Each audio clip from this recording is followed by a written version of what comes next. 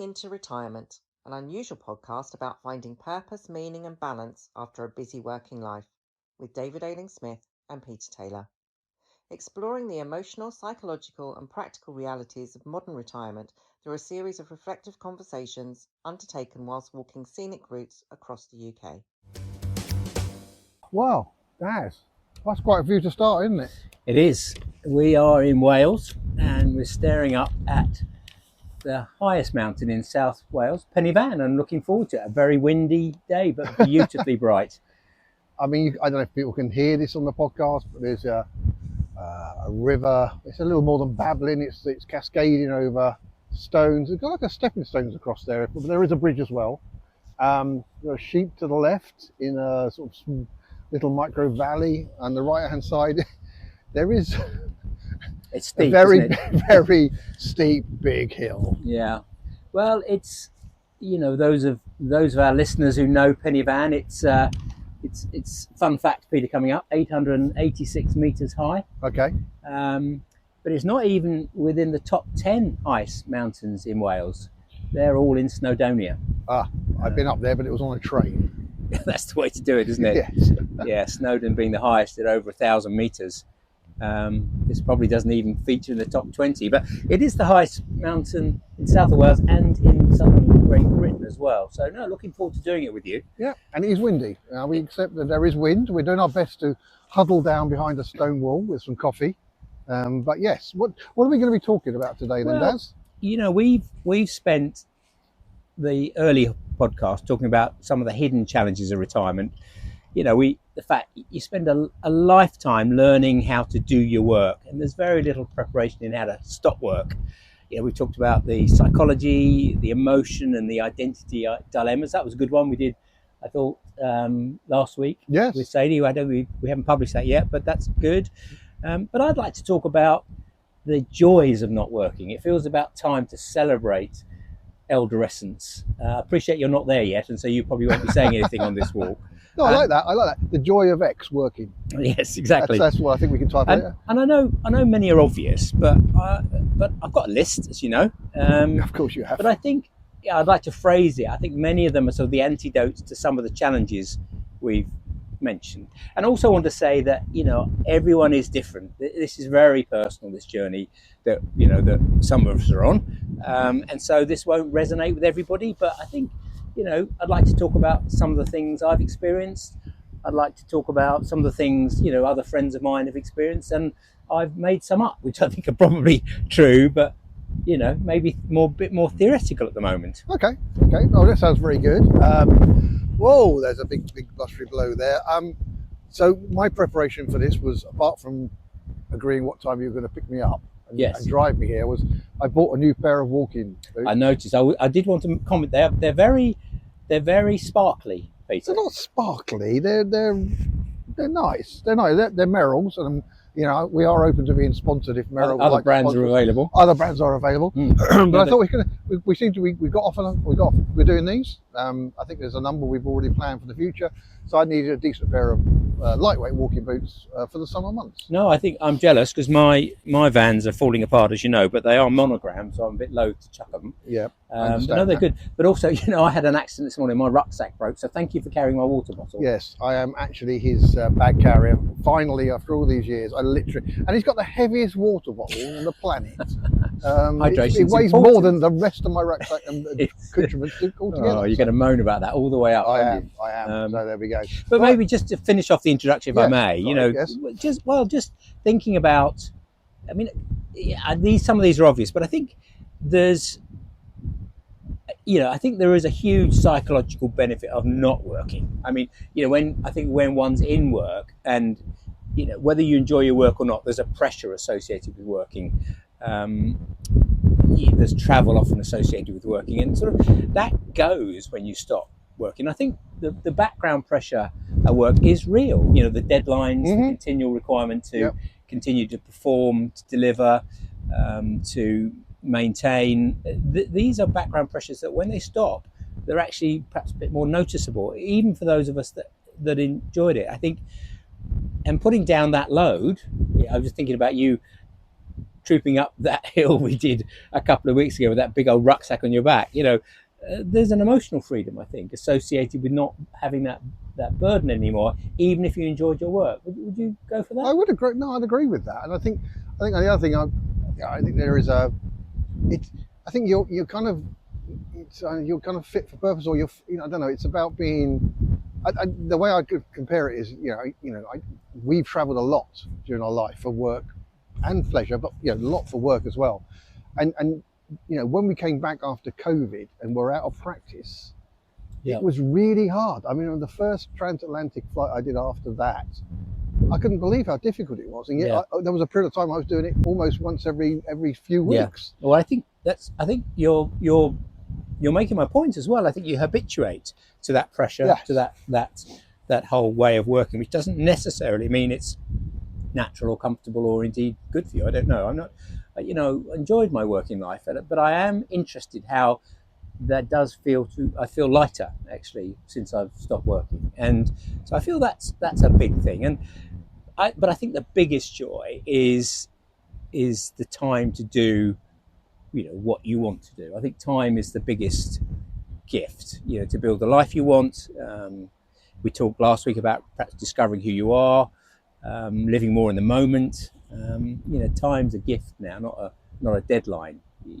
Our lives are so governed by time, but having the ability to do with it what you will, it actually is really a blessing. There is some guilt, and we talked about this in the car coming up, and I think that's an episode on itself. The guilt. There's some guilt in retirement, but I think this is about the joy of having that extra time, the freedom to make choices, and that really leads on to my list. So maybe we should get walking. Well, can I finish my coffee first? Oh, if you must, yeah. All right, we'll be back. Okay, Daz. Well. I'm still out of breath, and we've been sitting down for 5 minutes. They've done well, Peter. One hell of a start. I was very surprised how often you had to tie your shoelaces, I have to say. Is it the new shoes? Yeah, it is. They're breaking in gently, but they've done well. I'm not ashamed. I'm always 69. You've brought me up a mountain, half a mountain. I know we're not there yet. Do you know what the definition of a mountain is? No, over 1,000 feet or something. Is that true? Yeah, about 600. I think 600 meters. I think anything over that's a mountain. Okay. So this is well over.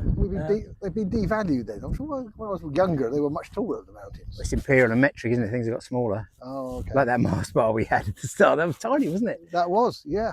No, we're not going to have a joke. No, don't do the Marian Faithful joke. No. Yeah, so the big one for me has been investing in relationships. The fact you can spend time with your loved ones, your family, your friends. You can make time which in the past perhaps hasn't been available. Well, I know you're enjoying being a granddad. I am enjoying that, and it's meaningful connections like this, Peter, and the fact that when you've got more time with people, they're not just the sort of the relatively rushed interactions. You can just really enjoy people's company in a way that you can't when you're rushed. Is been my experience. You can have some fun, you can be playful, you can do the dutiful stuff as well. But I've really enjoyed that. I think that's a big one for me. I know you longingly look back at the time when you only had to have an hour's coffee with me once every 2 months. Now, and now I'm in and out of your life all the time. Well, yes, that is good. That is true. That is true. So that's a big one. I think another thing that I think about a lot is travel. And perhaps more generally adventure. The fact that with time, I appreciate there's cost constraints here, but just I personally get energy through anticipating a trip or something new, a visit somewhere. I think there's an element. There's the travel used to be sort of work and holidays, but I think there's something about traveller's quest now, which is about collecting experience. The travel's been part of a larger project, if you like. You said visiting bits of the UK, or people like visiting historical sites or doing historical monuments. I think traveller's quest is something that's relatively new to me, which I'm exploring in a way that has given me great joy, and that's because time has facilitated that. Okay. Yep. Oh well, I can see the top. Well, is that a real top? It's interesting, isn't it? So we do like a metaphor, don't we? We do. I think that actually is a false summit, or false horizon, whatever they're called. So I mean, that feels like something you get in retirement, or indeed work. Yeah, you do, absolutely. Well, I think that's right. You can choose the end of your journey, but I think it's always onwards and upwards, Peter. I think we should just keep going. And I'm hoping it's downwards from here. well, it will be. So, can we talk about Nordic poles? We've seen quite a few Nordic poles on this one. Oh, you should go out with one. I mean, you thought they were a waste of time, didn't you? But I think that No, I was saying, what's the point? I didn't say they're a waste of time. You do twist things somewhat. I said, what is the point of them? I don't really understand. And it's, you're going to educate my ignorance. Well, I think I'm not an expert, but I think used properly, obviously there's the balance thing, but I did read a paper about this actually, that used properly, there's something like a 5% transference of power from your arms through the poles to help you walk, and therefore it aids endurance. It's like 5% less work your legs have to do. I think that's fascinating, in fact, because halfway up the hill it was 4%, and now it's 5%. You do make these things up. There is a percent increase advantage. Let's go with that, shall we? Yeah, there's no science behind this at all. So, and are these metaphors we've been spouting, or are they analogies? Anyway, no. Okay. So we're nearly there at the top, but do you want to have another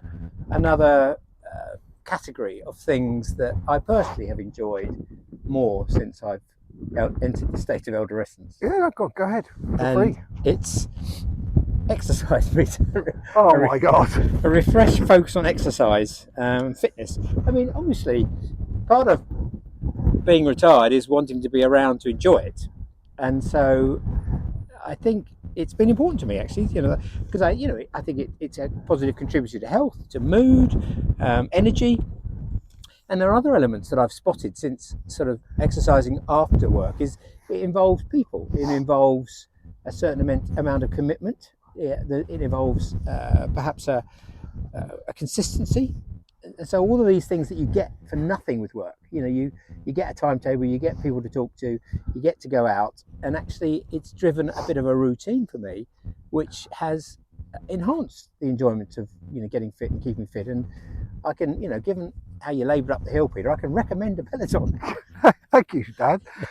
Other alternative lifestyles are available. There is the live fast, die young option, of course. We should talk about that on one But podcast. no, you're right. No, I recognise that you are definitely fitter than me. You're younger and fitter than me, to be fair. Well, but you have more hair. I have a lot more hair. So, push to the summit. There we go. Yes. That was windy, wasn't it? That was very impressive. There's something primordial about heavy winds on top of a mountain. Makes you realise how insignificant we all are. Yes, absolutely. Before we move on, though, I did promise you an intermission. Oh yeah. I think now's a good time because this is me delaying getting up and walking. I understand. Now you probably won't actually allow me to put these in the podcast episodes, but what I want to talk about is things you can say in the bedroom and on a hike. Will it take much longer? I'm coming up behind you. It looked a lot bigger in the photos. I've only done it twice, and the second time my hat blew off. Wow, I'm out of breath already. We've only just started. Can I give you a hand? Well, you were holding my bag earlier. So be careful, it's slippery. Where is it? I can't see what you're pointing at. These are good. Yeah, I'm going to feel this tomorrow. Excellent. Well, I think we're refreshed enough, Peter. I think we should make it to the top now. Okay, fine.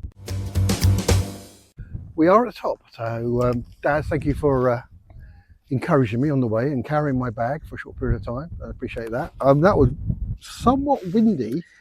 I think I was one gust away from basically paragliding. It was impressive, wasn't it? It was very. I mean, don't you notice the guide down the bottom said it's very windy up there today, and it certainly was. But what a view, Peter! Oh my God, it's magnificent. It really is, and I feel good having reached the actual summit and the metaphorical summit as well of this journey. Yeah, the view. I don't know. It's hard to describe, isn't it? It's just vast. Well, we can see a long ways. A bit of heat haze today, but sort of feels like South Wales is spread out before us. But anyway, do you want to get back to my list? It feels like, No, I don't want to. No, okay. We were talking about exercise, weren't we? We're going back to the list anyway, are we? Okay, fine. Fair enough. Yeah, I know you have a purpose and a mission on these podcasts. So yes, let's go for it. Although I did laugh that when we actually at the top of Penny Van, for those of you that have walked, you will know there's a trig point and a sign with the summit with the 886 meters marked on it, and I did have a perverse feeling of achievement reaching it, and I think that is something to do with milestones and KPIs and not leaving me behind. Yes. Well, there was that too, but no, it's something no about man left behind. Very good. It was more like registered achievement. I was noticing that, and that's sort of something you don't get when you. Well, there's a little euphoric burst, isn't there, when you get there? I think, and it is that sense of achievement for sure. And maybe that is the metaphor for retirement. Is this what now? What is the purpose? What am I trying to achieve at this period of my life? So, back to your list. So I've been talking about things that either I personally think are positive about this elderescence phase, or friends of mine have talked about it, or I think it's a theoretical construct which I've yet to experience myself. But actually, one that we've talked about this before: learning and growth. The fact that we do spend our working life learning skills and developing capabilities that we apply to our trade, and that through that we manage to perhaps get more proficient, we get experience, we get skills. But of course, that doesn't stop when you stop working, but perhaps the focus of your learning and growth changes. So you can actually spend some time developing yourself on things that you want to do, that excite you or interest you in your passions. And there's a whole range of ways you can do that when you're not working. So I think that's a big one that I think is important. And it perhaps there's something to do with unlocking creativity here as well. The fact that with that free time, with a learning and growth focus, I think all that mental activity we had during our working lives needs channeling when it's no longer being driven by the requirements of your work. And so I think that's part of discovering new purpose as well, looking at developing yourself in ways that perhaps you haven't thought about yet. And I think that for me includes creativity, like what we're doing now, doing podcasts, which is new. So that's a strong argument for preparing for this retirement thing. I think that's right. Having some idea. I think I was, earlier on, I think off mic, I was talking about, the concept of, you enter retirement and perhaps go off and spend a fortune on fishing gear, etc. Because you always said, well, I'm going to go fishing, and then discovering it's not great, or it doesn't fill your time, or it doesn't fulfill you. It's not having a real plan. Yeah. I think that's right. I think for people listening to this who are not retired, I think that's a great tip to think through what perhaps that learning and growth, or maybe that creative drive might be when you stop working. Actually, I think creativity is important enough for its own topic. I think there's something about use of your hands and mind to create something is profoundly satisfying. And that sort of feeling when you're engaged with something like that, making music or absorbed in a hobby, time just flies, doesn't it? It actually, time has no meaning, because there's something that's very therapeutic and relaxing, I think, about creativity as an element in one's life. I think it brings you energy, youthful energy. Perhaps it's playful. There's something about perhaps becoming childlike again. So I think that's an important category for those of us who are there. Fast. We were jesting a little bit around the social media creativity, and there's a lot of copy and not so much fun stuff out there, but there's also some very, very ingenious things that people are creating. But I think it's I would suggest that doom scrolling is not a retirement hobby. No, it's I think that's a trap. Perhaps we should come back to that. And another category for me, I think, is about social. Having a community relationship, driving new connections. It can be a very simple thing. It doesn't have to be overt, but obviously you get your social connections at your work for free, don't you? That comes with being around people. And I think there's a trap here for people who are retired that actually might lose connections with people. So I think that's worth effort. And that it might be more focused. It might come through sort of service or mission or activism, which perhaps allows a sort of more deeper connection with the world through people. Perhaps contribution of purpose. But I think for some, retirement can feel a bit like a vacuum, because that social interaction is missing. And so people talk about being worried about being bored when they retire, but the flip side of boredom, I think, is the time you're given to explore all sorts of things, like the things we've been talking about. Yep, agree with that. I don't. It's kind of like giving. You've got to give yourself permission, I guess, to go and explore all these different things. Permission, and you've got to have the curiosity, perhaps. So I think it's important to stay curious and be open to allow yourself to be led somewhere perhaps which you hadn't preordained. And perhaps one last one before we head off down the hill. Think about projects. I mean, it is interesting that we all have our to-do lists, and I think one of the blessings of retirement is the fact that to-do list, perhaps the urgency of the to-do list becomes a little less because the time is not such a driver. I mean, don't tell Beverly I said that, but I was going to counter that. Well, isn't the argument against that saying, well, you've got plenty of time to do the to-do list, so why are you putting it off now? So I can see there's some. But think of all those projects that you've been putting off. For me, as you know, I had a big project of sorting out literally thousands and thousands of slides. My dad was a keen photographer, and just working through that felt like an homage to him and a bit of act of service. But that was a great project for me. I had to learn a bit of technology, how to digitize all of that. So I think that project work, and maybe there's something here about decluttering. Giving stuff, getting rid of stuff. Minimizing your life a little bit more based on the things that actually give you pleasure, like the Marie Kondo thing. Keep around you the things that give you pleasure, and stop collecting things, throw away things you've not used or you've not worn or actually have got bad memories for you. So I think there's something about sort of project work in retirement which is quite exciting. I'm a bit worried about that one because I spent my life doing projects and I'm very tidy and I don't collect things. So the suggestion there is that I live in a projectless retirement with a mess. Well, maybe, and as I said at the front, this is just a sort of fairly generic list of things that I think are facilitated by having extra time. Will not apply to everybody, for sure. No. We've already talked about your lack of exercise and now your lack of projects. So there's two on my list. That's not fair. I do exercise. I walk every day, but clearly not up mountains every day. No, that was a big one. Yeah, I mean, it was an hour and a half up, wasn't it? Constant climbing. I mean, even the flat bit wasn't really that flat. No, it wasn't. And we were up against the wind on that part. Yeah. So, you didn't moan much. So I didn't moan much. No, you couldn't hit it. Well, I think the moaning was swept away by the wind.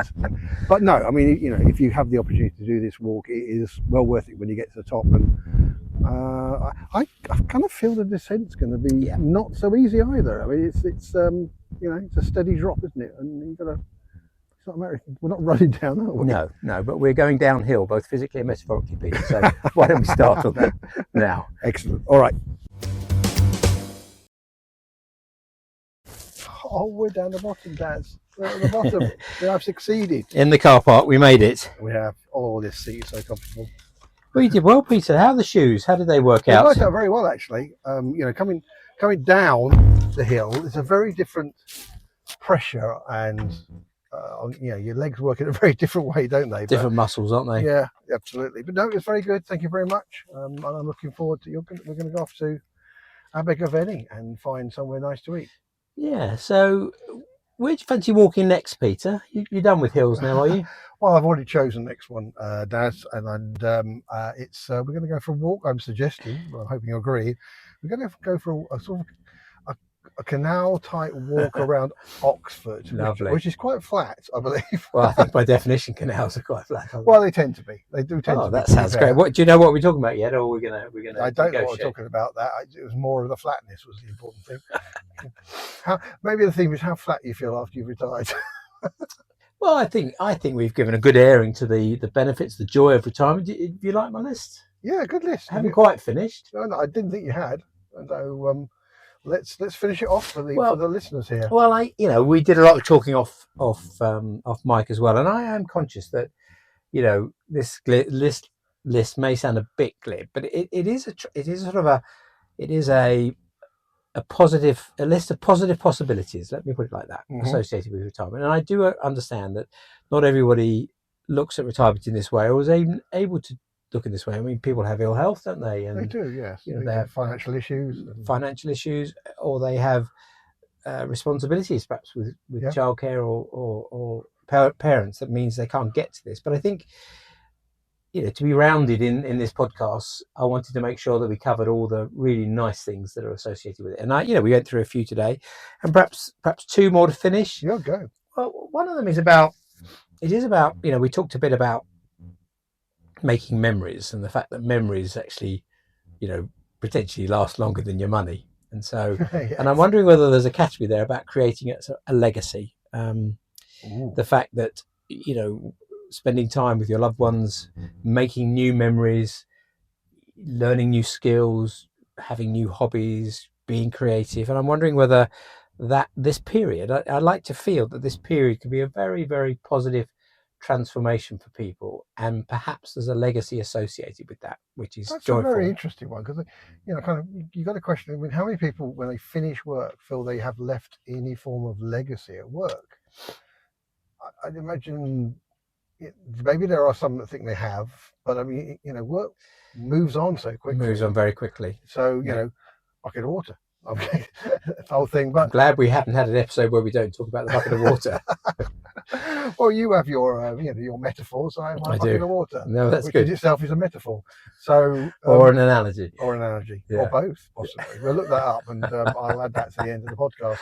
Take your rest and enjoy your leisure. Yeah. I know we're talking about, some psychological issues and possibilities, but at the end of a long working life, I don't think there's anything wrong in slowing down, living your life, deprioritizing your to-do list, and maybe doing nothing is regenerative. Maybe there's something about if you're able to do that, become lighter, calmer, clearer. There's something about that associated with the end of your working life and your elderescence journey. Yeah, so perhaps we should finish on that point. I think that's a very good finish. But I'd like to just go back to, again, off mic, we talked about how deep we were going on these things. And I think it's very, I feel it's very important that we have people on the podcasts who can take us to a slightly deeper level. We've seen that already with the ones we've had, and hopefully the ones we're coming up. But I would say to anybody who listens to this, if you've got a story to tell about an aspect of this, we'd love to hear from you, because nothing's more powerful than individual stories of how they've dealt or not dealt with the challenge. So, and on that bombshell, see you again next time, Daz. Bye. You have been listening to Walking into Retirement, an unusual podcast about finding purpose, meaning and balance after a busy working life with David Ailing Smith and Peter Taylor. Find out more at www.walkingintoretirement.com, and why not share your own retirement stories with the hosts?